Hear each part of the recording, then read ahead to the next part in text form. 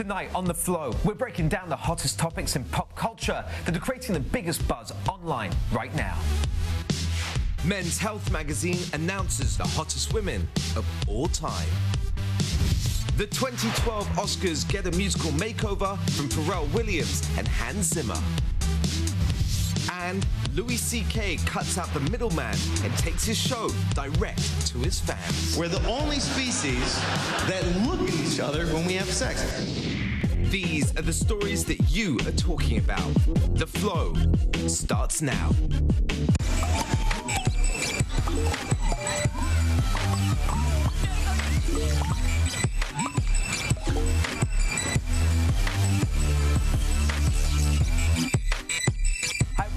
Cash and welcome to The Flow. We're live from the Pepsi Live Lounge here in New York City, and joining me tonight are my three guests. Up first, comedian and host of VH1 Classics That Metal Show, it's the Jim Florentine.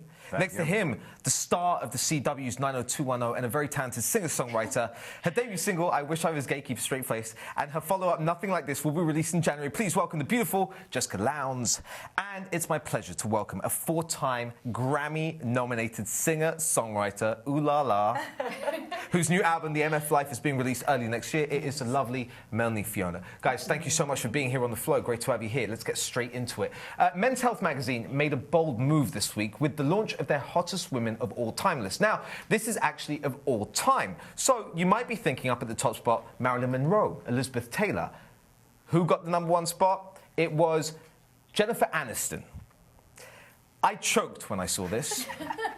Jim, what was your reaction? Tell us how you really feel. Jennifer Aniston's got, the hottest butt. Right. But now, yeah, Jennifer Aniston's cute.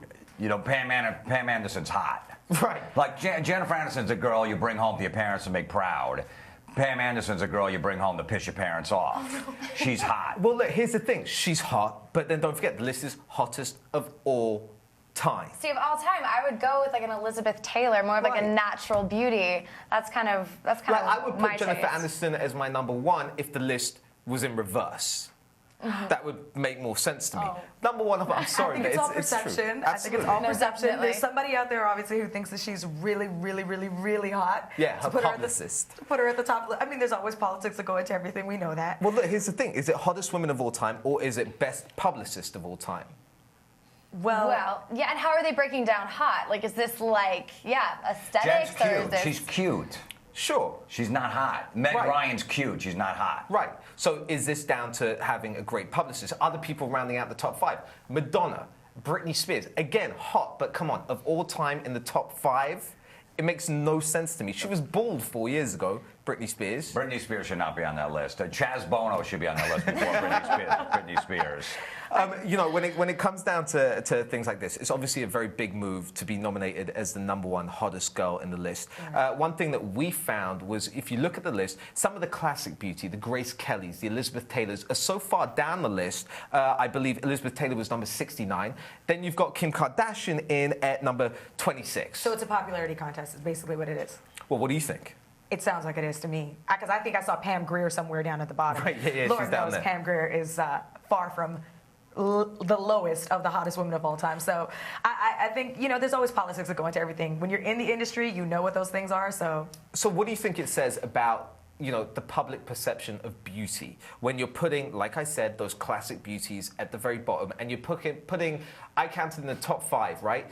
You've got certain artists there that have had medical enhancement, cosmetic enhancement. Yeah. Classic beauty's never had that. There was no airbrushing back in the day. So what does it say about how we perceive beauty? Well, I feel like this list is definitely more current, too. It's not of all time. Like, it's what's popular right now. And I don't know if that's a good kind of...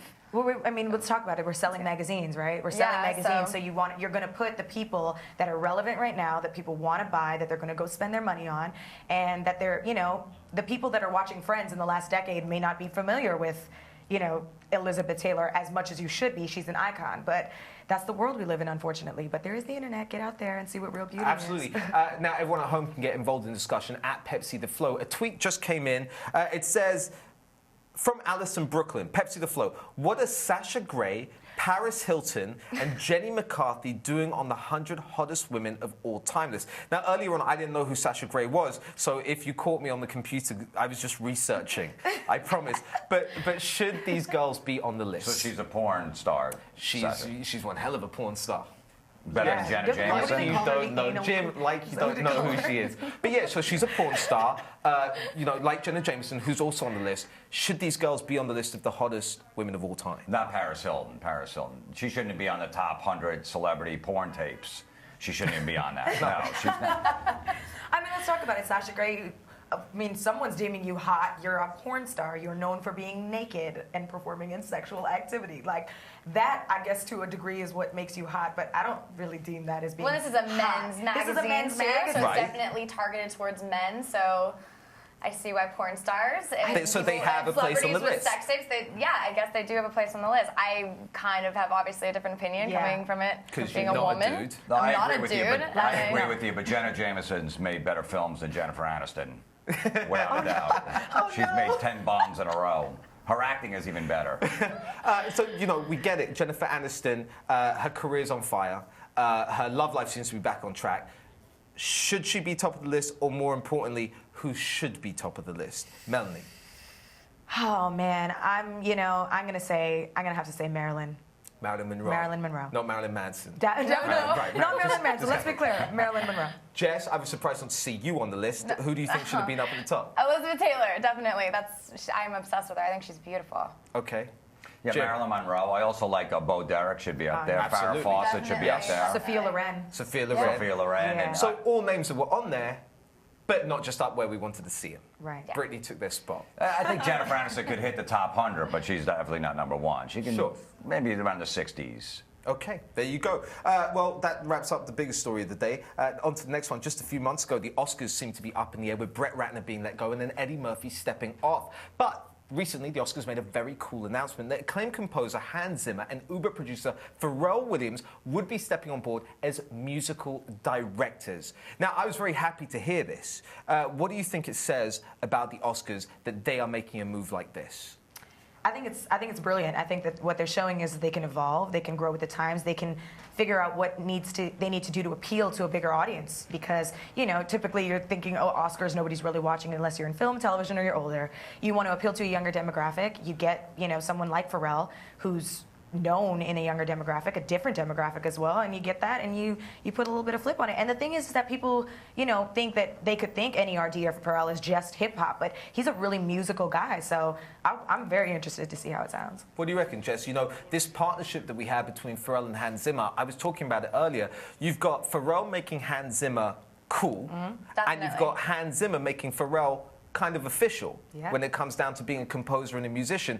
I don't know, did you ever listen to the Despicable Me soundtrack? No, it was amazing. Amazing. It was That's what they incredible. did together. Yeah, and I think it's great. And then you got Billy Crystal, who's coming back and hosting, and I think you have that old school charm. And he, to me, my favorite host of the Oscars. And if we learned anything from last year's Oscars, we kind of need help this year. And I think bringing back that and him, and he's so good at it, and then kind of mixing in Pharrell and his just coolness. Well, the cool. So therefore, after last year's Anne Hathaway, James Franco, I guess people called it a debacle. Now it's definitely being a lot more hip and a lot more cool for the Oscars. Jim, you're a lot older than all of us, so does it work for us?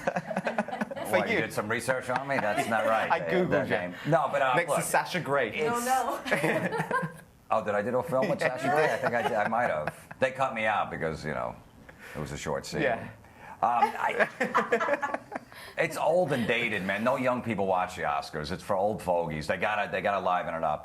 Billy Crystal's good, but they should even go younger. Well, Chris Rock, when he did host the Oscars, that's when young people tuned in because Chris is great. But then he offended the Hollywood elitists, and he's never been back because he made a couple of cracks and jokes, and they never had him back. And he was a great host. I think he should get someone like Tracy Morgan in there to mix it up. They initially He would be amazing. They initially had Eddie Murphy. Kevin Hart. Imagine Tracy Morgan in there going, Julia Roberts right in the front row. He's like, oh, Julie, I'll make you pregnant from here. That would mix up the Oscars. Well, look, That's this is what the you thing. need. This is what I thought they were trying to do when they signed Eddie Murphy up to host it. But I don't know whether you knew that, but he was initially meant to host it. he kind of walked off after Brett Ratner got let go after saying some funny comments. So they kind of lost him. Is Billy Crystal a suitable replacement or just an obvious choice? Well, the Oscars are so safe anyway that Billy's a good choice for it because they always play it safe. The music, everything about it. It's just a bunch of actors reading contrived lines off a teleprompter. There's no, you know, it's you need young people to watch it. You got to put Lady Gaga on this year. Put somebody, put Jay-Z on, put Eminem on, put somebody current on, instead of some put old. Melanie Fiona and Jessica Lange on as well. Right, that would be great. Exactly. Don't put some 95-year-old guy playing a piano on. Nobody cares. As soon as I see singing and dancing, I turn the channel. I'm a heterosexual male. Right. Well, one thing I will say about it, I think having, you know, if they did what they did with Despicable Me, that made a kids animation CD soundtrack appealing to me and so many other people, bringing together generations. If they can do that for the Oscars, I think it's a very, very good thing. All right. Up next, comedian Louis C.K. Made a giant leap for entertainers everywhere this weekend when he offered his 1-hour comedy stand-up show that he did on Saturday at the Beacon Theatre completely for free and free of, for $5 and then free of any digital rights management. It's a tongue twister. It is. Now, he actually said, I quote, he goes and says, you can download this file, play it as much as you like, burn it to a DVD, whatever you like, no DRM, no regional restrictions, no crap. Now, Jim, as the resident comedian here, next to Jess, so tell me, Louis C.K., big star, has huge shows on television, sells out tours. Why does he decide to go down this route? He doesn't want to give anyone a cut of the money, and he shouldn't. You know, if he does a special through Comedy Central or HBO, they're going to pay him a lump sum, and then they're going to own it forever, repackage it, and he's never going to see a dime off of that. So he's like, you know what, I'll just put it out myself for $5. Most people, his fans, won't steal it for $5. So you put it up for $20, they go, maybe I'll just steal it. But for $5, they go, I'll give the guy $5, and they'll watch it. It's a brilliant move. I don't know, buddy. I disagree. I think, he put out a tweet begging people, please don't torrent this. Don't put this out there so that people can rip it off for free. I think that's putting a lot of faith in people that sit in front of a computer. Would you rather just type in Louis C.K. Beacon Theatre free video, or would you actually go pay the $5? I think you're putting a lot of faith into people that I don't. Maybe I just don't trust anyone. I think faith needs to be restored in people. I mean, being an artist and having to sell music, it's in music industry, it's singles versus albums. It's like you want to make something that people are going to appreciate. So you make a good album, you make a good body of work. You're a comedian, you're putting out a great body of work. You want to feel that your audience is going to support that, and you want to encourage people to get back into the notion and the idea of supporting something that's good, taking your hard-earned money, spending it, investing it in someone. It's a cycle, You pay honestly, we make honest art, and that's just the way. When I think it's a great, when it's a great way also to have complete creative control as well. And I know from being an artist, I've kind of done the whole viral route myself. Like when Wish I Was Gay came out, like I funded the video, had that come out, and it was my way of kind of putting it out there without signing a deal yet, just to kind of. So then stop for a second. You do 90210 on the CW. You've done movies. Why, as a singer-songwriter, was it important for you to go down that route and doing it? I guess it's not really grassroots, but it's doing it saying no to the big labels immediately. Why? Well, I think my biggest fear is, I've been doing music since I could speak, since I was 3 years old, and a lot of people didn't know that. And my biggest fear after working on this album was to kind of just, sit at a label for a year and a half and not see the light of day. And I feel like I had a platform to put it out there, and I wanted fans to be able to listen to it and enjoy it. And for me, I just do it for the enjoyment, and I get pleasure out of it. So. And what sort of response, when you do it that grassroots way, what sort of response do you get from your fans? Do they appreciate, for example, are Louis C.K. fans going to really appreciate he had no creative constraint on him, he gave that directly to the fans for $5? Are they going to love him even more for it? I think so. I think they will. I have 9 CDs out and 7 I put out myself. Right. Because like Comedy Central would come to me and go, okay, look, we're going to give you, we want your CD, but there's no upfront money, and we're going to sell it for $15 in a store, and we're going to give you about $1.50 on every CD. I go, well, where's the other $13.50 going? For costs and production and advertising. I'm like, no. So instead, I sell them for $10, and they only cost me $1 to make. I make a $9 profit. I cut everybody out. All right, then very quickly, because they're telling me to wrap up, I've got to ask you, if he stands to make, $500,000 off this, right? Are people going to lose a little faith in him? Are they going to be like, wow, he made so much money off it and he duped us into thinking that he was doing it for us for free? No. No, I don't think so. Right, for No. $5, For people like $5? that's a deal. No, and I think it's a smart business move, too. It's his career. All right. He deserves to make money off Well, of it. well done, Louis C.K. We're going to stick around, keep the discussion going. You guys, make sure you send in your points at Pepsi The Flow. Join us next Thursday at 10 p.m. Eastern Standard Time. Thanks for joining us. We'll see you guys then.